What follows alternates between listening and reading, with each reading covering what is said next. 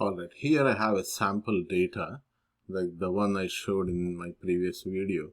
You have this x is the time in seconds and the y values are the height in feet. So the tennis ball, when you tossed it up, at the initially the height was 5 feet, and in 1 second the height reached to 8 feet, and in 2 seconds it went up to 11 feet, etc. And in 7 seconds it came back down, touched the ground. So now this information you want to put it in a scatter plot. And after the scatter plot, once you have the scatter plot, from there you also want to get a quadratic function, and after having a quadratic function you'll be able to talk about it, like say what is the domain, range, the maximum values, and x-intercept, y-intercept, etc. So in order to do all that, this basic information that you have, we'll put it in the scatter plot using our Desmos graphic calculator. Right, let me copy and paste all these values into that. This is copied. Let me go to Desmos, and here I'll paste my values. So you can see all these, right? The 8 points altogether, they're up here now. Here when x is equal to 0, y is 5, this is 1 and 8, see, 2 and 11, 3, 13, 4, 12, 5, 10, 6 and 6, 7, reach to 0. So this is your scatter plot. Alright, now from this scatter plot, you want to get a suitable function. A quadratic function is very much suitable. You can just, it'll be connecting all the points, may not exactly touch each and every point, but you'll get a graph of a quadratic function which goes very close to that. Okay, so for that I came down, I opened up option for one more function, then I'll type in y and then 1. So you got y1, and then a tilde symbol that you can see by going to shift and little above tab on your keyboard, you have that symbol there, or from Desmos also you can get that symbol. So you got that value y1, and then type in ax1, either using your keyboard, your computers, or this keyboard. It is ax1 I got, and I even have to square that, right? ax1 square, so 1 and then square, that is ax1 square you got, plus b, by b is here, again x1, plus c. So plus c. See, this is the standard form of a quadratic function. Okay, so I'll repeat the process. What I did here, just type in y1 and then the tilde symbol and ax1 square plus bx1 plus c, and this is what you have, a quadratic function. And these values, the values now that are going to come on this quadratic function are matching almost 99%. When you round it, 99% of these data values are matching with this graph. See, almost they're all closer except this 1 or 2 points little bit there away from the graph. So now in this standard form, what are my actual values of A, B and C? See that you can see them at the bottom one here. The value of A is negative 0.827381, and the value of B is this 5.21, and C is 4.378. Okay, so that we can round it and type in the function as a different function. I'll type it in and see what happens. So now I'll say it is a function f of x, close here, and my a value negative 0.83 x and square, x square. So not that.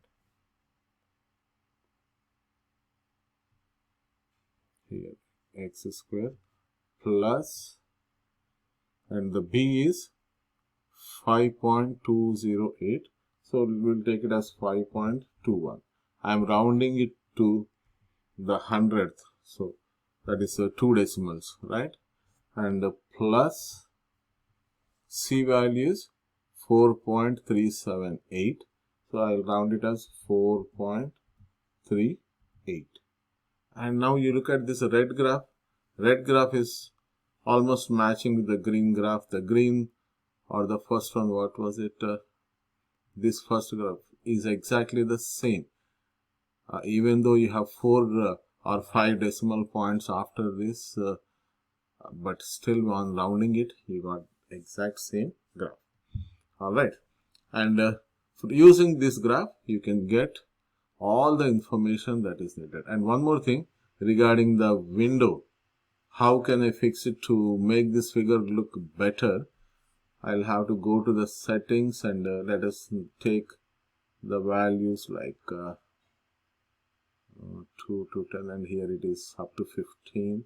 Or let us see. Go to this settings, and I have my x value.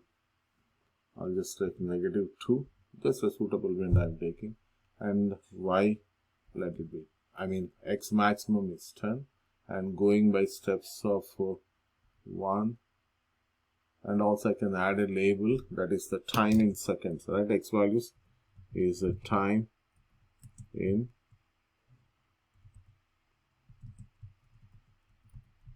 seconds, and the y values, the y is height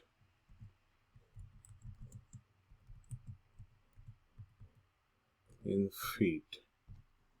And for our convenience, this I'll take negative 2, even though negative values are not there in this, just for our convenience, for the figure to look good.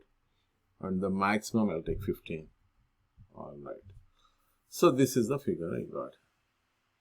A neat graph is obtained from the scatter plot and following those steps. Now you see these are the values. Earlier for x equal to 0, y was 5. Now for x 0, y is how much? 4.375, that is 4.38, which is the y-intercept now. And also the maximum value, it is no longer 13 feet, but it is only 12.57. And this x-intercept, that is the y-intercept, x-intercept is there on the x-axis, that is 7.045. Now I have this figure, just the graph, and we'll talk about this graph. The first one, where it is intersecting the y-axis, so you call it as y-intercept. And remember always, for the y-intercept, x value is 0, and whatever y value is there, it is 4.38. We just rounded it. And the x-intercept on the x-axis, this y value is 0, and on rounding it, it is like 7.02, 0.5 you got, and that is the value of the y-intercept, rounding it. And the maximum value is there at the top. This value is 12.57. Now, most important thing, like we have, what is that increasing interval and decreasing interval, and in order to find that, this is what you need, this point, the maximum, wherever you have that maximum value, that point, which you call it as the vertex. See, this vertex is the maximum point or that is the maximum value of this function, that height, you are seeing it there. So everywhere else, all the way from x is equal to 0, up to this point of 3.14, these values of y, these all y values are less than that 12.57. And similarly, on this right side, when you go on to the right, these values of y are going down and down and down. X is going up, x is increasing right up from left to right, and when you are moving, these x values, the time is passing, the time is moving on, but the height up to certain extent till that 3.14 seconds, or on rounding it is 3.15 rather. So up to that point, till those seconds, what happened to the height? This height went up and up and up. And after this 3.14 seconds, the time, it is coming down, right? I mean, as the time increases and the height is going down. So, for these values, from x is equal to 0 all the way up to that x is equal to 3.14,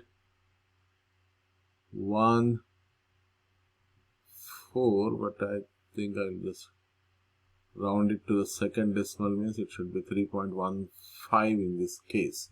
So, starting from 0 all the way up to 3.147. For this much time, the values of the y are going up. Therefore, my increasing interval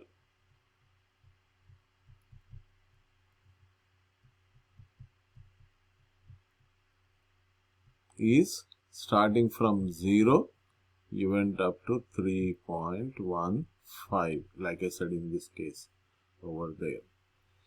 Or if you're rounding it to the 10th, you can just say 3.2. That is the increasing interval. Now, going from that time, later on what happened? These y values have gone down, and ultimately the height became 0. The value of the y, or the height, that became 0. So this side is giving me the decreasing values.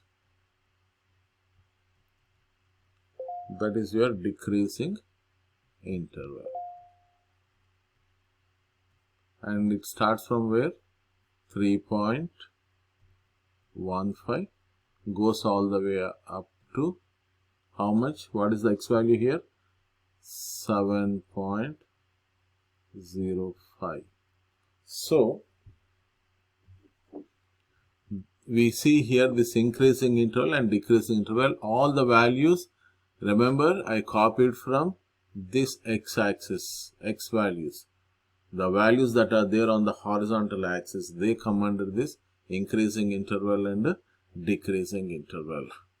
Alright, please remember that. And this particular line, that is the axis of symmetry, that separates the graph into those two parts, increasing and decreasing. That's something you need to know. So go for the y-intercept, then the x-intercept, the vertex, and two separations. And another thing, sometimes we use those infinity. It starts from negative infinity all the way up to 3.15. This we say when the values of this x and y's, you consider them to be real numbers. Here in this case, they are not real. They are of course real numbers, but there is a restriction. What is the restriction? Is the height. The height cannot be a negative number, and even the time can't be a negative number. That's why all your values are within this first quadrant of this graph. You are not taking the negative x values or the negative y values. That is the reason we don't use the infinities here. It is the restriction that we say what is the domain restriction and the range restrictions. These are the values. So domain, it goes from here 0 all the way up to 7.05. Those are the x values. That is the domain. And the range, those range values are going from 0 all the way up to this 12.57, right? That is your range. We can't say that domain and range are just the real numbers starting from negative infinity to positive infinity, because of this particular situation here, where you are looking at only the time. Time is measured in seconds, and it starts from 0 and goes higher, positive value. Similarly, the height also. So please remember that. So if at all you have to write what is the domain and range in this scenario, what is the domain you got just now? The domain is starting from, I'll use parenthesis, right? Starts from 0, goes all the way up to 7.05. That is the domain. And the range starts from 0 and went up to this maximum value. How much? 12.57. Got it? Had it been real numbers, if you have a negative numbers also in the picture, you could have said it is negative infinity to positive infinity. In this scenario, no. This is your answer. This is the domain and that is the range. Domain are the x values and range y values. And that's all. Okay, thank you.